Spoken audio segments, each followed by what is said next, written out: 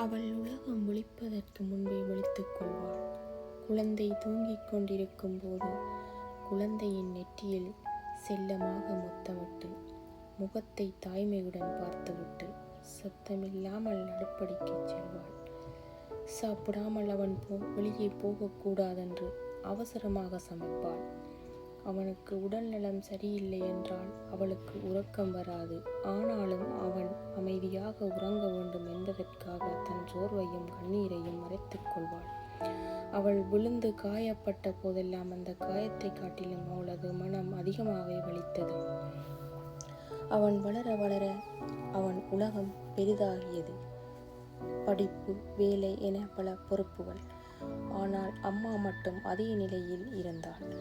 அன்பு என்னும் சொல்லுக்கு இலக்கணமாக திகழ்ந்தாள். சில சமயங்களில் அவள் தன்னை மறந்தாலும் அவள் ஒருபோதும் தன் மகனை மறப்பதில்லை.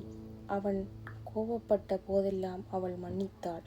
அவன் தன்னை கவனிக்காத தருணங்களிலும் அவள் இறைவனிடம் தன் மகனுக்காக வேண்டிக் கொள்வாள்.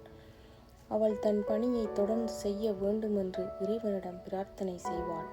அவன் ஒரு நல்ல மனிதனாக வளர வேண்டும் என்பதே அவளின் கனவு. ஒரு நாள் அவன் கேட்டான், அம்மா, என்னை இவ்வளவு ஏன் நேசிக்கிறீர்கள்? அவள் சிரித்தபடியே சொன்னாள், நீ என் மகனாக பிறந்ததல்லடா, நீ என் உயிராக வளர்ந்ததான். அன்றுதான் அவன் உணர்ந்தான். உலகத்தில் பல அன்புகள் நிபந்தனையோடு இருக்கும்.